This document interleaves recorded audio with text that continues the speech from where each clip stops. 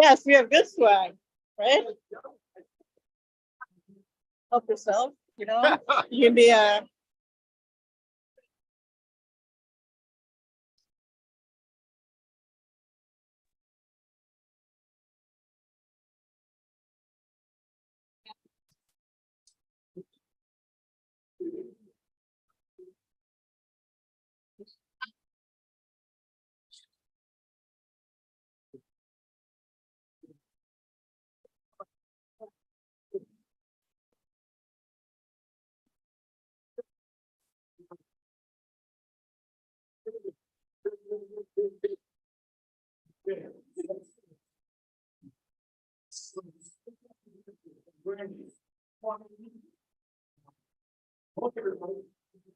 some more chairs. Roberto, you get a few more chairs.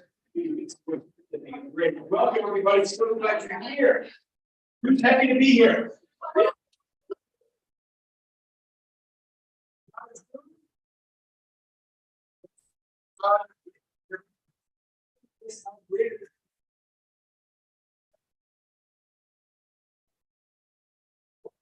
Here is the best class of 2040.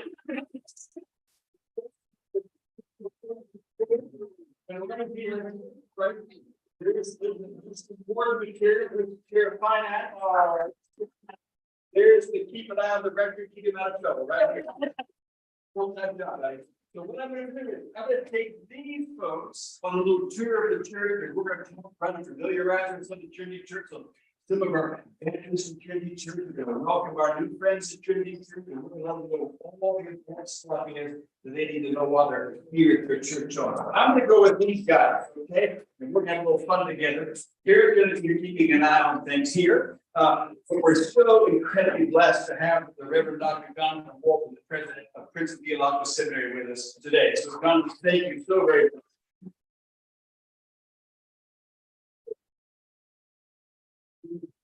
Incredible blessing to our community, and I present the good fortune of getting to know him. And I had on our front porch a little bit, and he invited me to participate in some ministry at Wake Forest and return back to Princeton. So he's our neighbor right here down the road, so we're incredibly blessed to have him with us. So I'm going to turn it over to him just for an informal conversation about whatever you want to talk about. And then also just to give a commercial message, this is the merch table. Okay, so the merch table's here. So you take what you want and there's still money in the basket. So like $20 sounds good. I don't know. But we've been giving this stuff away like crazy. And at some point, the finance people go, well, yeah, this. So there's different sizes, there's a long sleeve shirt in there, whatever. And there's merch there that we don't have to say, hey, I would love this kind of merch. What kind of merch do you want? If someone doesn't have cash, yeah, you can Venmo, you can do anything. Yeah, that's right. No cash, check, whatever. And it's just honor system, so whatever. It's all good. It's all good. So I'm going to turn it over to Jonathan. I'm going to take your best key and we're going to go for a walk. And then I will see you all in worship. But let me just begin with the word of prayer. It's always good to pray. So the Lord be with you. Gracious loving God, how good it is to be here. How good it is to be gathered together with beloved children of God in this place, and we need to grow in our faith, to open ourselves in humility and honesty with the working of the Spirit, that we may grow ever closer to one another and closer to you. Each day, each step, each breath, walk our lives fully, embraced with your love, held in your heart, finding our way home with you and all of your beloved children. We give you thanks for Jonathan this morning being with us, for the beautiful children here, for the families, as we begin this new program. All we pray through Christ our Lord. Amen. All right, Ruby, super duper. I'm out. See you. Okay, here you go. Here.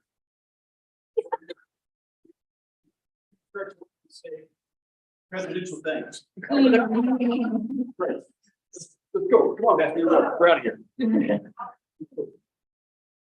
So, Paul, what's our time? You got like 30 minutes.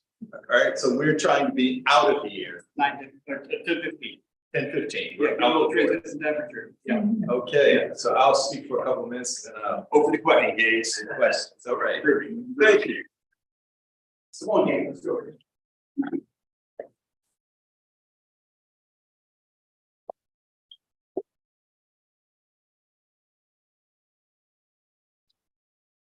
seeing these children, most precious picture of any faith community. The young people among us. Good morning. It is an honor and a privilege to be here with you, the extraordinary people of Trinity. I have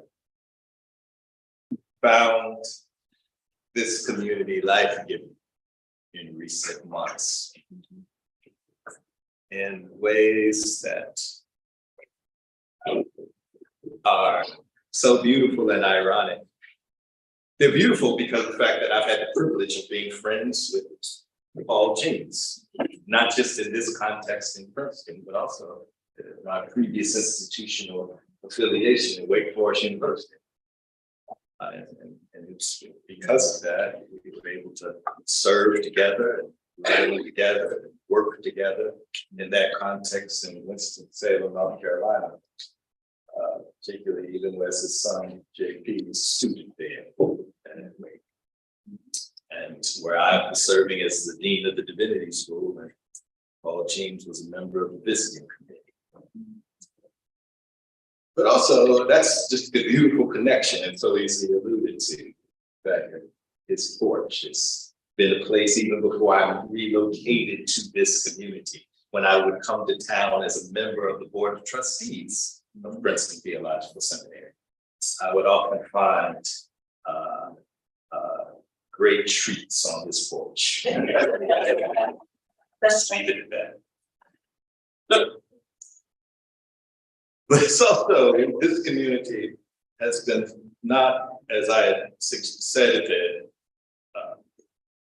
8 o'clock service this morning, not only has this been a learning institution and a place of formation for students at Princeton Theological Seminary, it's also been a community of spiritual sustenance for so many faculty members, including particular faculty members that meant so much to me and were so meaningful to me over the years. I won't name any names, but some of you know, and it's ironic because I used to pick at particular faculty members. There was a group of them, and they would come and they would sit Brother Sora at the back of the church, back in the congregation. Their arms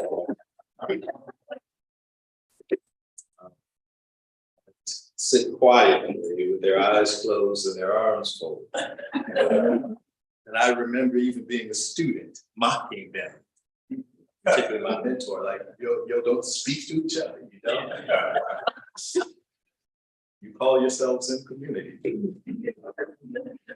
And it's ironic because over the last couple of months, Brother Wesley, I have found myself sneaking in to the 10:30, sitting in the back of the church.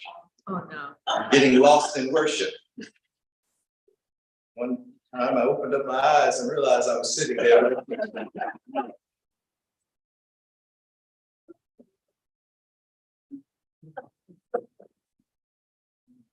Taking in beautiful liturgy and worship experience of this congregation. My name is Jonathan Lee Walton, and I have the privilege of serving as the 8th president of the Princeton Theological Seminary. I began this role in January after having what's now, I realize this year, a 25-year affiliation with the seminary. 25-year affiliation for the first time that I ever stepped foot on the campus. And my wife Cecily and I, who I started in January, and my wife Cecily was able to join me with our children this summer. They relocated up from North Carolina. And for 25 years, I've been affiliated with this extraordinary learning. First as a student, as a master's and a doctoral student. And then for the last 8 or so years as a member of the board of trustees. I am a theological educator. I'm a theological educator, and that is the tradition that I come out of. I come from a tradition where education was and is a sacred task. That's what was formed within me. I come from progressive evangelical communities in the southern region, Baptist and Methodist, Baptist and Methodist in terms, insofar as both of my grandparents in Raleigh, North Carolina, members of 75 years of St. Paul African Methodist Episcopal Church, of which they are still members. My grandfather's 99, my grandmother's 96. Yes. It was there that my grandfather was the head of the steward. And it's this tradition that nourished me and marinated me spiritually and intellectually between Atlanta, where I grew up, and North Carolina, where I spent so much time, particularly with them. And it was in this tradition of progressive congregations that taught me that education is the key to liberation. Education. Through education, education serves as the hinges of a functioning democracy. Particularly, the tradition that I come from, the quest for a multiracial democracy in this fragile experiment in the United States of America that we've been struggling with since this nation's inception in general, particularly since 1863 in particular. You want to change the world? Read. If you want to make an impact and live out God's call in your life, then make sure that your faith is seeking understanding. It's good. If you want to make a difference, then you do not check your brain at the door of the church. It's good. Yeah. That's right. Check your brain at the door of the church. And when you leave that church, you make sure that you are thinking with your heart and that you're feeling with your brain. And that's actually in the Hebrew tradition. In the Hebrew tradition, the kind of faith or the source of reasoning in the Hebrew tradition is actually in the heart.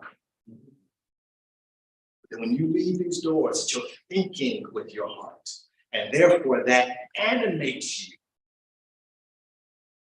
to serve the world, to do justice, love mercy, while walking humbly before your God. And it's that tradition that shaped me in ways that I didn't fully understand because I just kind of took it for granted. And now I've grown a deeper appreciation of in ways that continues to grow and expand on a daily basis. I'll give you a story about my family. Again, civil rights history, social justice history, that was just kind of sacred history in my household around my table growing up. My father was a freshman at North Carolina A&T, particularly in the run-up to the major protests in Greensboro. My mother was, and my aunt were among the first cohort of students to integrate schools in North Carolina. And it was actually a couple of years ago, maybe about 2 years ago, I was preparing for a funeral for someone in Raleigh who I knew was a classmate of my mother's. And she had passed away and they had asked me to give a sermon at the eulogy. And so I was preparing it. So I picked up a book by a historian, Sarah Thusen. And the book is published with the University of North Carolina Press. And it's the title Separate But Unequal, The Quest for Desegregation in North Carolina Public Schools. And I'm reading this book to do some research for this eulogy. And the scene in the book is at school board meeting. And it describes John Curtis Washington, who would show up every month at the school board meeting. Show up with his two daughters, right? Dressed in Sunday's best to make a case for his daughters to attend the school. And that John Curtis Washington is my 99-year-old grandfather. Wow. Came across this way. So I'm continuing to learn things that I just kind of took for granted. And it was here at Princeton Seminary, arriving here, that actually then I started to get some more theological concepts, right? To strengthen and buttress what I already knew, what had been instilled in me, particularly in my undergraduate at Morehouse College, and about our service, about our commitment. And it's this Reformed tradition that takes theological education just as serious. And it was here at Princeton Theological Seminary, ironic enough, that I realized that I can't be pastoral ministry. Right? I realized that pastoral ministry was not my call. Right? I knew the church was in great hands because of my classmates. Right? I knew that the church was going to flourish in many ways because of those who just lived and breathed being able to serve God's precious people. But during my time in seminary, admittedly, when graduation rolled up with my master's divinity degree, I still had way more questions than I had answers. And I figured if you put me in anybody's congregation, I'm going to destroy that church that way within a year. That was continued to pursue doctoral studies. And then after doctoral studies, I was able to, my first teaching job at the University of California, Riverside, before I went on and where I spent the longest period, a decade at Harvard, on the faculty of Harvard University, and then took over the Memorial Church there. And just briefly a story of how that happened. Because I've always served in congregations, always worked in congregations. I just knew that I didn't want to be packed out. And so I was filling in, I was on the faculty and I was filling in at Harvard at the Memorial Church, as several of us who were on the divinity school faculty. So I was preaching and I was leading Sunday, it was like Sunday school, faith and life forum, we called it. And I was up for tenure at the time. And the president called me in to tell me that I had been rewarded tenure through Faust. And she said, but there's this other thing. I've gotten several letters from people in the Memorial Church nominating to take it over to become the former professor Pusey minister. Okay. She said, you're ordained? Your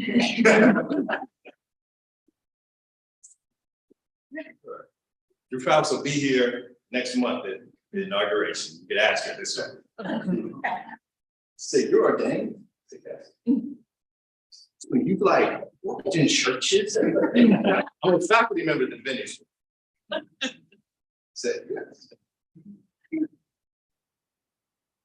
Why didn't we know that? That's not on your CV. And I said, because I have a feeling if you knew, I wouldn't be sitting here with you telling me that I've just been rewarded tenure.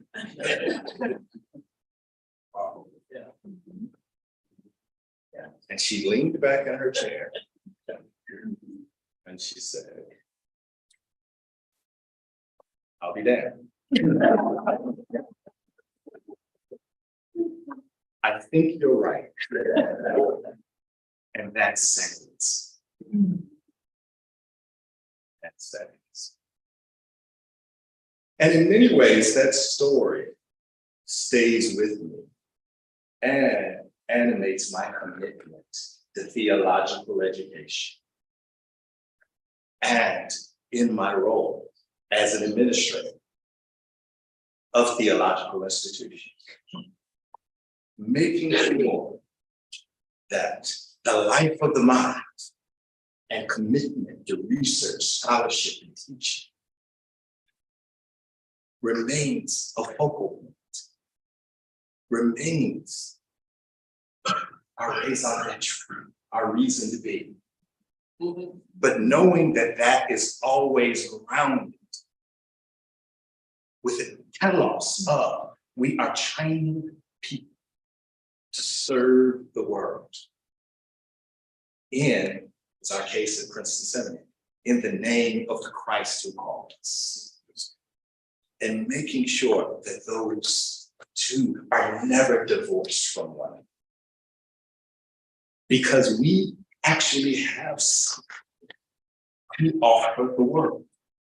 It's this grand tradition at Princeton Seminary since 1812 of preparing people to serve the entire globe, not always well,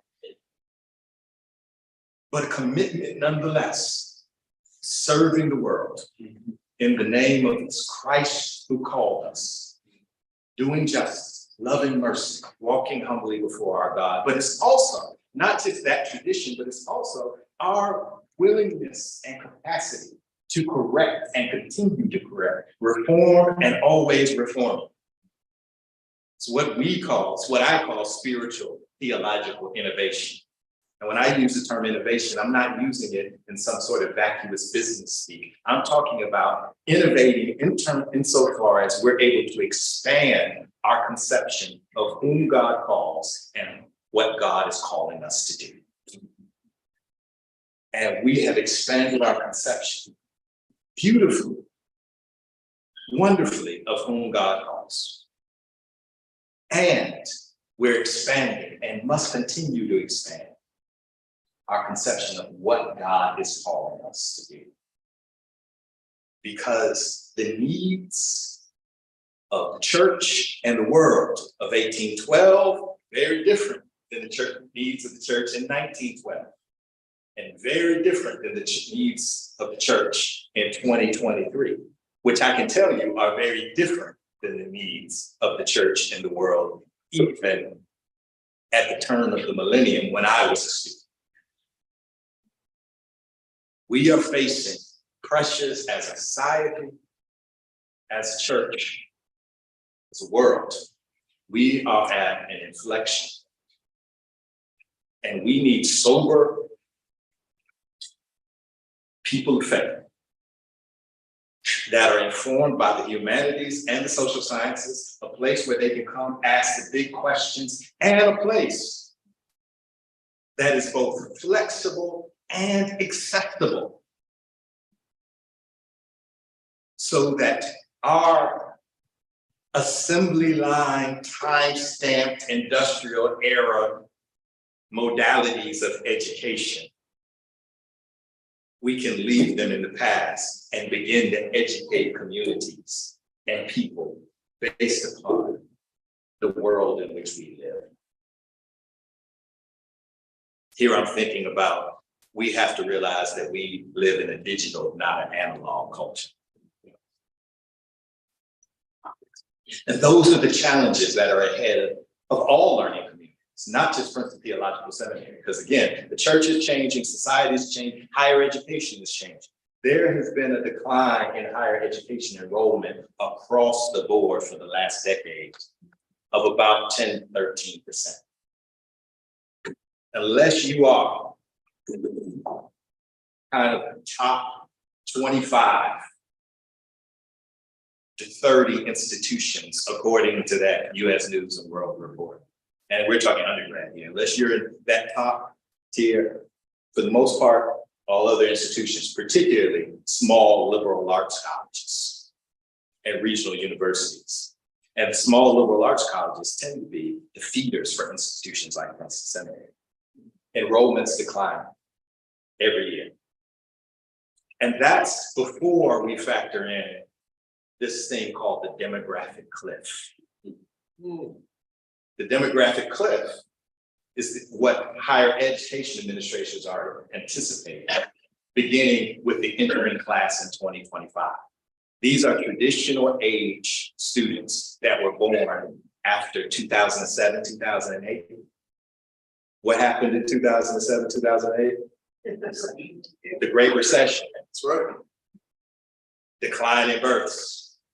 And so in terms of traditional age college students, that first cohort is coming in 2025.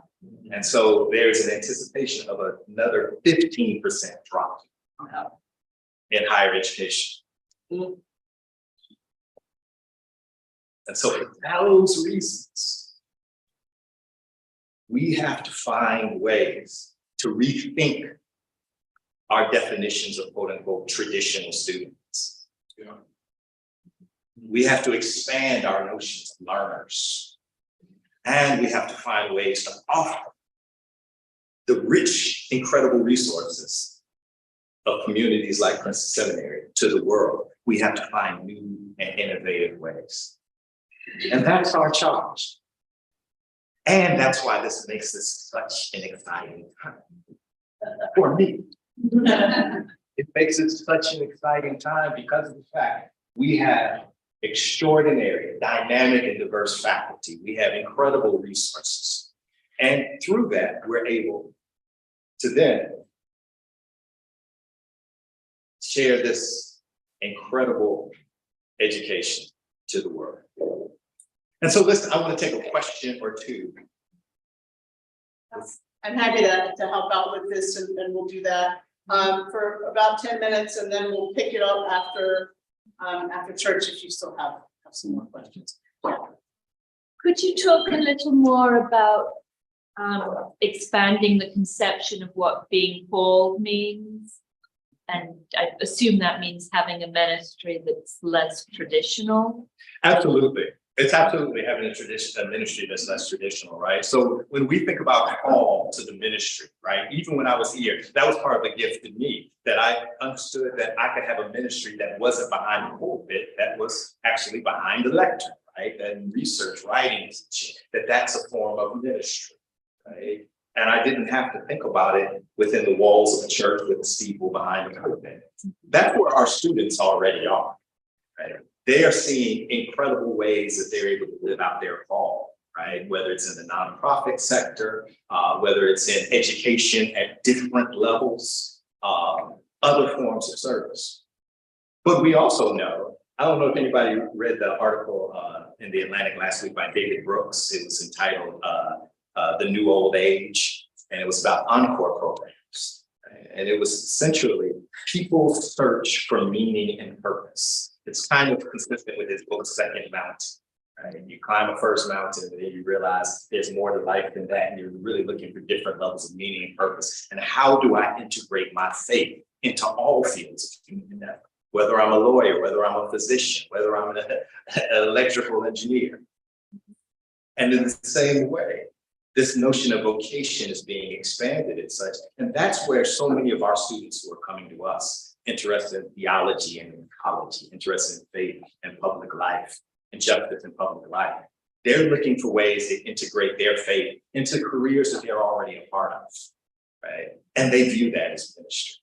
And we have to embrace it and create the conditions to educate. Thank you. I noticed you talked about the humanities and the social sciences when you left out the sciences. Yes. And part of the reason I think the church is moving numbers is because science is beginning to explain a lot of religion than before. So isn't there some hope given to how to integrate science as part of the seminary curriculum? Well, absolutely. I mean, so if we take about, like, if we look at our theology and ecology program, right? Sustainability is a major concern and commitment for so many of our students. So you're absolutely right in that regard. I probably said the humanities and social sciences because of the fact that that's where I know our strength and our bread and butter as an institution. And then in terms of, that science is beginning to explain so much of religion once did, I think that's a debatable point, right? And when I say that, that is not to be dismissive of empirical evidence and scientific discovery. I actually celebrate that, right? But I also know that there can be just as dangerous a path of scientism in terms of where we begin to fail to wrestle with the big questions of the human condition because of the fact that we think we can solve it under a microscope. But when we're talking about love, when we're talking about justice, when we're talking about what we owe to one another, that's where sometimes we fall short. And sacred meaning and sacred ritual and traditions that bind us together, that can't be replaced. So, yeah, great question. And of course, The Fullness of Time, Jesus Christ, Science and Modernity, by Kara Slade, is available. Someone tried the $20 for all your favorite books.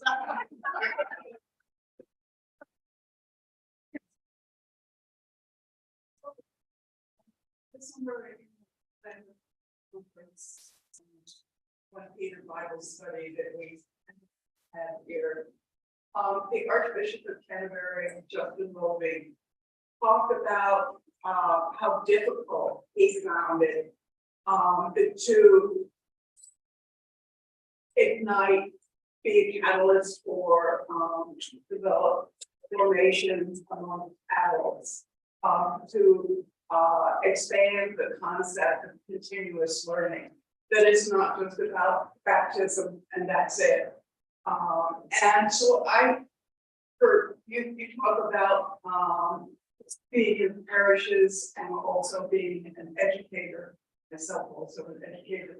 But I'm wondering how you would approach or advise those in the parishes that are doing formation to help ignite and engage the minds into reading, into discussion, into talking about scripture and liturgy and theology in combination and separately. But I wonder what advice that you would bring to us. Yeah. Every community is particular, and so I'm always very hesitant to give blanket advice on anything. But one of the things that and this is where I would agree with Archbishop Wembley, is that we also have to identify the root source of the problem, right? Because I think he puts his finger on is a problem. And one of the things that many of us in this space have discussed is the ways that our culture has been shaped in such a way, particularly kind of hyper-meritocratic culture, that we haven't left the room for this type of exploration and exploring the big questions. And so if even in the ways that we are forming our young people now, right? I mean, you're in kindergarten, right? And you're already building your resume, right? If you're in little league sports, right? You're already having to pick your travel teams and your elite clubs by 11 and 12, right? If you get into college, you're having to start a nonprofit and having launched your own company, right? Just to be able to be admitted, right? And this is the very sorts of things that's informing our lifestyle. And so therefore, so this kind of meritocratic culture creates such that success and failure sticks with the individual. And so something like 40 hours a week, particularly in communities like this, right? You don't tell anybody you work 40 hours a week, right? That means you're lazy, right? 70 and 80 hours a week if you want to get ahead. And so what happens then to any kind of time for personal growth, speculation, contemplating, meaning, value, purpose? That's why we're seeing that so many people are coming back around to it after having hit that first mountain. And so I think the churches, it's our call to actually, rather than just trying to fit into a hyper-meritocratic culture and show how we can be a part of that and we can make it better, is offering an alternative vision of life. And we start with these questions, young people. And that, instilling from this young age and helping all of us to see what we can let go of in order so that we can pick up the kind of intellectual, spiritual, emotional growth that you're talking about, what we also call formation. Well, I know President Wilson needs to get back to get ready for the second service. Our vestry is back joining us. And so thank you so much.